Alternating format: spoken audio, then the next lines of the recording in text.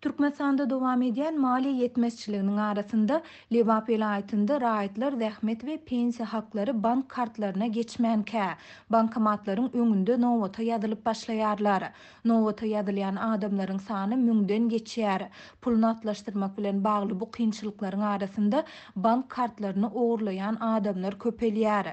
Bu barada Adatlyk radiosynyň habarçylary 6-njy noýabrda Lewapdan habar berdiler. Edara kärhanalaryň işgärleri aýlyklar bank kartlaryna geçmänkä. Bankomatlaryň öňüne baryp öňünden nowata ýazylýarlar. Türkmenabad şäherinäki Senat we Daýhan banklarynyň her biriniň öňünde nowata ýazylan adamlaryň sany müňden aşýar. Aýyň başynda 5-ne çenli nowata ýazylsaň 10-njy noýabra çenli zähmet hakyny alyp bolýar diýip gidlilik şertinde söhbetdeş bolan habarçy gurrun berdi.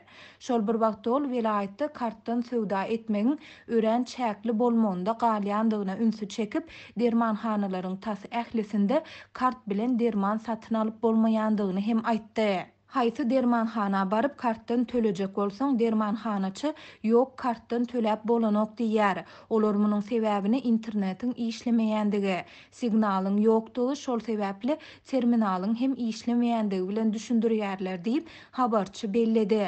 Bu aralykda Adatlyň vilayatdaky beýleki bir habarçysy pul naklaşdyrmak bilen bagly problemalaryň arasynda bank kartlaryny ogurlaýanlaryň köpelýändigini habar berýär. Banklaryň, bankomatlaryň golayynda durup özleriniň kartlardaky puly naklaşdyryp berýändigini aýdýan ogurlar köpelýär.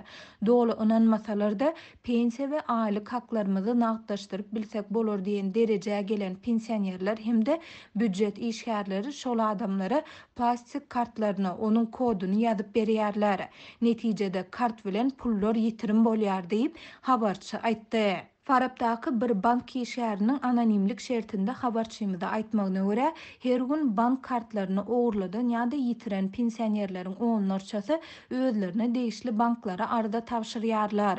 Häzir diňe Farabdaky Daýhan bankda kartlaryny ogurladyp ýa ýitirip täzesini almak üçin arda berenleriň sany her aýda 450 adamdan geçýär diýip bank işgäri habarçymyza gurrun berdi. Habarçynyň sözlerine görä pensionerler ýa-da büdjet işgäri 3 aydan geljek täze kartlaryna pensiýasy we aýlyksyz garaşmaly bolýarlar.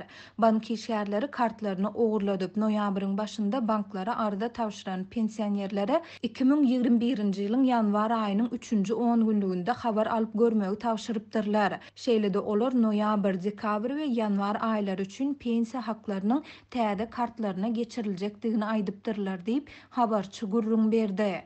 Şeýle-de ol kartynyň ogurlanan barada polisiýa yüzlenýän pensionerleriň özleriniň günäli tapylýandygyny hem aýtdy. Polisiýa işgärleri karty alanyňyzda karty we kody hiç kime bermäň diýilen duýduruş bar diýip olaryň ardylaryny diňlemeýärler diýip habarçy sözüni jemledi. Bu aralykda Adatlyň Lewaply beýleki bir habarçysy indi raýatlaryň bankomatlardan aýlyk pensiýa haklaryny we kömek pullaryny naklaşdyrmak üçin bank kartyndan başga-da pasportyny hem eltmeli bolýandygyny habar berýär.